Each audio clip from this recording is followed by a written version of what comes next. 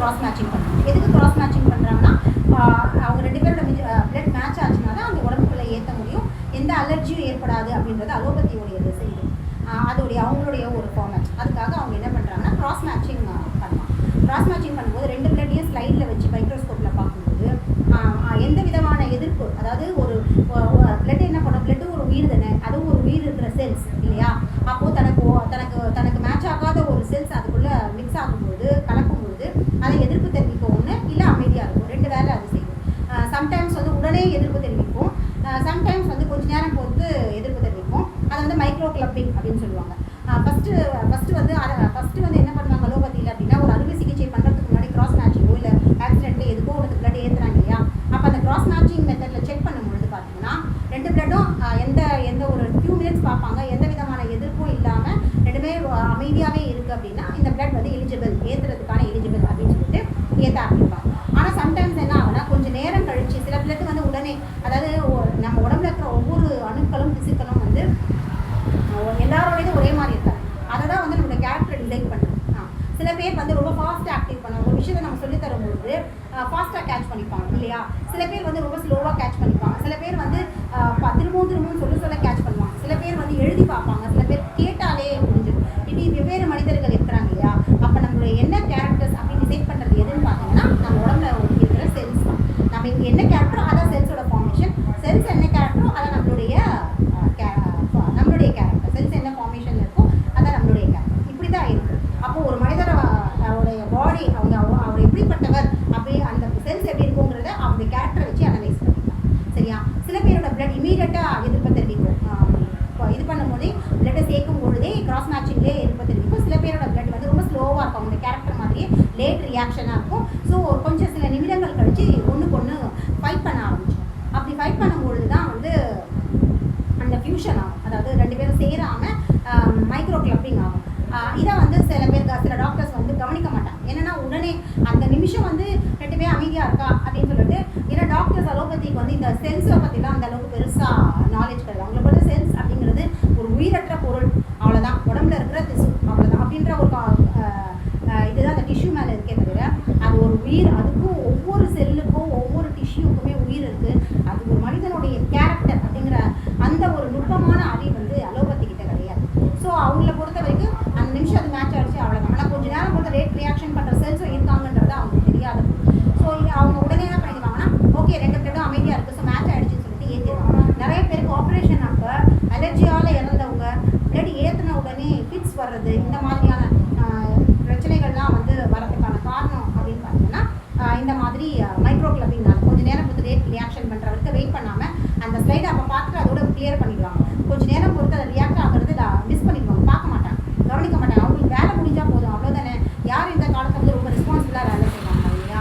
ரெஸ்பான்சிபிளாக வந்து மருத்துவத்துறையில் இருந்தவங்கலாம் வந்து முடிஞ்சு போச்சு. இப்போ இருக்கிறவங்களுக்குலாம் வந்து வேலை ஆனால் போதும், வியாபாரமாக தானே ஆயிடுச்சு.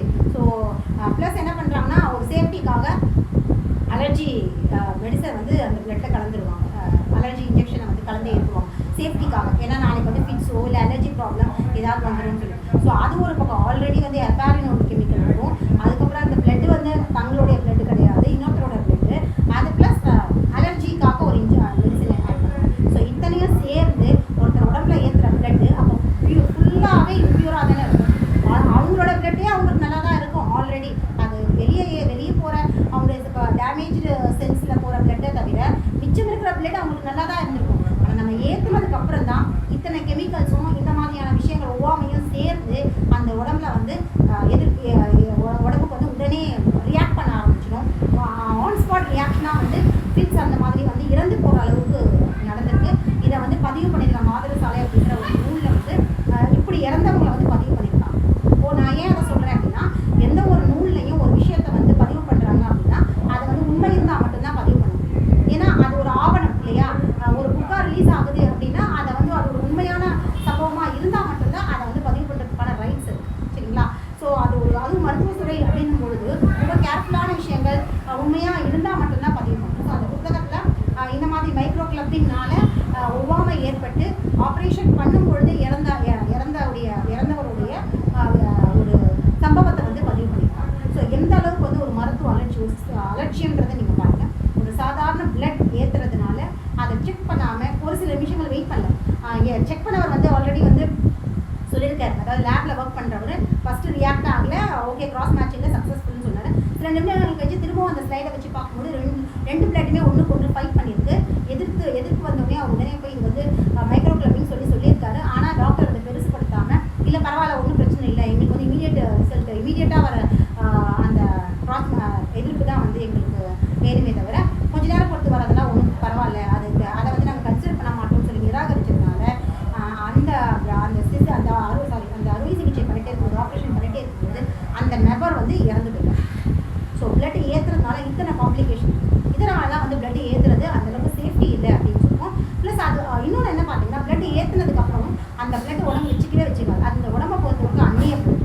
அது எந்த அந்நிய பொருளாக இருந்தாலும் அது வெளியேற்றும். ஒரு சாதாரண கிருமியே மூச்சு வழியாக உள்ள போது வெளியில் இருக்கிற கிருமிகள், அதாவது உடம்புல கழிவுகள், நம்ம சேர்க்கிற கழிவுகளில் உற்பத்தி ஆகிற கிருமி வந்து அது வேற விஷயம். அது உடம்பால் உற்பத்தி செய்யப்படுற ஒரு உயிரி. ஆனால் வெளியிலேருந்து வர அந்நிய கிருமிகள் மூக்கு வழியாவோ காது வழியாக நமக்குள்ளே போகுது அப்படிங்கும்போது அதே உடம்பு வச்சுக்காமல் அதை சுற்றி ஒரு பலூன் மாதிரியான ஒரு பேக்கோசோமை உருவாக்கி சில நாட்கள் கழித்து அதை வந்து வெளியேற்றிடும். ஒரு எப்போ எதிர்ப்பு சக்தி கிடைக்குதோ அப்போ அதை வந்து வெளியேற்றிடும். இதை உடம்புடைய ப்ராசஸ். அப்படி இருக்கும் பொழுது இன்னொருத்தரோட பிளட்டு இவ்வளோ ஒரு பேக்கெட் ஃபுல்லாக, ஒரு பாட்டில் ஃபுல்லாக, ஒரு ஃபுல் பாட்டில் பிளட்டு ஏற்றுறாங்க அப்படின்னா அப்போ அது உடம்பு என்ன பண்ணும்? அதை எதிர்க்க தான் ஆப்ரேஷன் முடிஞ்சிருக்கலாம் சக்ஸஸ்ஃபுல்னு அவங்க சொல்கிறாங்க. உடம்பு அந்த சக்ஸஸ்ஃபுல் அப்படிங்கிறது வந்து என்னென்னா உடம்புடைய வேலை தான். அந்த அவங்க செய்கிறதுக்கான எல்லா விதமான சப்போர்ட்டும் அந்த உடம்பு தான் கொடுக்குது.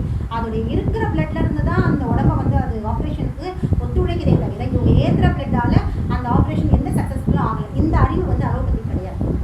உடம்பு தனத்தானே குணப்படுத்திக்கிறது, மயக்க நிலையிலேருந்து சரியாகிறது, எல்லா விதமான கை கூடுறது, எலும்பு ஜாயின் ஆகிறது எல்லாமே மருத்துவத்தினால கிடையாது. உடம்பு தன்னையே அலோவ் பண்ணிக்கிறதுனால மட்டும்தான் இதெல்லாம் சரியாகும். இதுதான் உண்மை. உடம்பை அலோவ் பண்ணால் மட்டும்தான் சரியாக முடியும். எவ்வளோ பெரிய மருத்துவம், இந்த உலகத்திற்கே சிறந்த மருத்துவம், இதை விட பெரிய மருத்துவம் வந்தால் கூட உடம்பால் அலோவ் பண்ண முடியும். உடம்பு தன்னை சரிப்படுத்திக்கிறதுக்கான திராணி அதுக்கிட்ட இல்லைன்னா எந்த மருத்துவமே அந்த உடம்புல வேலை செய்யாது. இதுதான் உண்மை. ஸோ அப்படி இருக்கும்பொழுது ஆப்ரேஷன் சக்ஸஸ்ஃபுல் ஆகிடுச்சு, அந்த பிளட்டால் ஆகிடுச்சு, இல்லை அவங்க நாங்கள் செய்கிறதுனால இந்த மருந்தால் ஆகிடுச்சின்னு சொல்கிறாங்கன்னா அது முட்டாள்தனம். அதை நம்பவே கூடாது. சரிங்களா? சரி, அதுக்கப்புறம் என்ன ஆகுது? பிளட் ஏற்றினதுக்கப்புறம் ஏற்றின நபருடைய உடம்புல பார்த்தீங்கன்னா ஒரு வித நீச்சு வாசனை வரும். பிளட்டோட வாசனை தெரியும் இல்லையா? ரத்தம் வந்து எந்த நீச்சு வாசனை வருமோ அது அவங்க உடம்புல வரும். அப்போ சில நாட்கள்லேயே வந்து அந்த அந்நிய ரத்தம் உள்ள இந்த இயற்கையாக அவங்க உடம்புக்கு தேவையான ரத்தத்தை உடம்பு உற்பத்தி செஞ்சுட்டு இருக்கும்பொழுது அந்த இருக்கிற ரத்தத்தை வெளியேறும். உடம்பு ரெண்டு வேலை செய்யணும்னு சொல்லியிருக்கேன் இல்லையா? ஒன்று தன்னைத்தானே சரிப்படுத்துகிறது, இன்னொன்று வந்து கழிவுகளை வெளியேறும். ஸோ கழிவாக வந்து இந்த இடத்துல பிளட்டு தன்னைத்தானே சரிப்படுத்துறதுக்கு ரத்தத்தை. ஸோ ரெண்டு விஷயத்துமே அந்த உடம்பு செய்யாது. அது உடம்புடைய தன்மை அடிப்படையில் எந்த அளவுக்கு அவங்க அந்த உடம்பை வந்து அலோவ் பண்ணுறாங்க, அதை தன்னை சரிப்படுத்துறதுக்கு கழிவை வெளியேற்றுறதுக்கும் எந்த அளவுக்கு அவங்க உடம்புக்கு சப்போர்ட் பண்ணுறாங்களோ அந்த அளவுக்கு அந்த உடம்பு வந்து அவங்களுக்கு ஃபாஸ்ட்டாக வந்து ரிகவர் ஆகும். ஸோ ஒரு சில நாட்கள்லேயே அந்த ஏற்றின பிளட்டை வியர்வை மூலமாக வெளியேறும். இப்போ அவங்களுடைய மேலே பார்த்தீங்கன்னா ஒரு ஸ்மெல் வரும், நீச்சு ஸ்மெல். அப்போ கொஞ்சம் கொஞ்சமாக அந்த கழிவு ரத்தத்தை அது வெளியேறும். ஸோ இதுதான் நடக்குது. அப்போ இந்த இடத்துல நம்ம என்ன புரிஞ்சுக்கணும்? ஏற்றினவங்களுக்கு லாஸ் இல்லையா? இப்போ அவங்களுக்கு அந்த பிளட் உடம்புல இருந்திருக்கா? நிச்சயமாக கிடையாது. நீங்கள் நல்லா பிளட் ஏற்றினவங்கள செக் பண்ணுங்க, பண்ணால் உங்களுக்கே தெரியும். அப்போ ஏற்றினோட பிளட்டை வந்து இன்னொரு உடம்பு நிராகரிச்சிருச்சு. அப்போ அவங்களுக்கு அது லாஸ். அவங்களுடைய எத்தனை நாள் அவங்களுடைய உணவு ப்ளஸ் உடம்புடைய ஆற்றல், உடம்புடைய டைம், அதை உற்பத்தி செய்கிறதுக்கான எவ்வளோ டைம் அதை எடுத்துக்கிச்சு, அதை சேகரிக்கிறதுக்கும் அதை பாதுகாக்கிறதுக்கும் அதில் கலப்படமாக ரசாயனங்கள் கலக்கும் போது அந்நிய பொருட்கள் உள்ளே வரும்போதும் அந்த பிளட்டை வந்து பாதுகாக்கிறதுக்கு அந்த உடம்பு எவ்வளோ மெனக்கெட்டுருக்கும். இத்தனை விஷயங்கள் தாண்டி அந்த ரத்தத்தை அவங்க ரொம்ப ஈஸியாக எடுத்து வெளியே கொடுக்குறாங்க. சரி, அதை கொடுத்தவங்களுக்கு இப்போ என்ன? அவங்க ஏற்றின பிளட் மொத்தமாக வேஸ்ட்டாக அதுவும். அப்போ ஏற்றினவங்களுக்கு என்ன? உடம்பை சரிப்படுத்த வேண்டிய நேரத்தை இந்த கழிவை வெளியேற்றுறதுக்கு நிறைய ஆற்றலை விரயமாகும். ஆற்றல் அப்படின்றது சாதாரணமாக வாயில் சொல்கிறது கிடையாது. ஆற்றல் அப்படின்ற உடம்புல உற்பத்தி செய்கிற ஆற்றலை அந்த உடம்பு ஆற்றல் சக்தியை ஏற்படுத்துறதுக்கு அவ்வளோ மெனக்கிடும். அதுக்கு அவ்வளோ டைம் தேவைப்படும். ஒவ்வொரு நிமிஷம் நம்ம வந்து சொல்கிறோம் இல்லையா? உணர்ச்சி நாங்கள் அக்குபஞ்சர், எங்களுடைய அக்குபஞ்சர் பார்வையில் நாங்கள் சொல்கிறது என்ன? உணர்வுகளை வந்து பேலன்ஸ் பண்ண தெரிஞ்சுக்கோங்க. உணர்வுகளுக்கு வந்து ரொம்ப இது பண்ணிட்டாதீங்க. வருத்தமோ இது ஓரளவுக்கு வந்து அதுலேருந்து கம் அவுட் வெளியே வரதுக்கான ப்ராசஸ் பண்ணுவேன். ஏன்னா அந்த உணர்வுகளில் ஏற்படுற உடம்புடைய அதாவது இயக்க தடையை வந்து சரிப்படுத்துறதுக்கு அதோடைய ஆற்றல் அவ்வளோ வேஸ்ட்டாகும். திரும்ப அந்த உடம்பை சரிப்படுத்தி அந்த உணர்வுலேருந்து அழுகையோ துக்கமோ இல்லை மகிழ்ச்சியோ இல்லை கவலையோ இதை வந்து இப்போ நம்ம எவ்வளோ டைம் எடுத்து அதை இது பண்ணுறோமோ, கவலையாக இருந்தாலும் அழுகையாக இருந்தாலும் short few minutes few hours நம்ம வெளியே வந்துட்டோம்னா பிரச்சனை இல்லை. அது ரொம்ப லாங்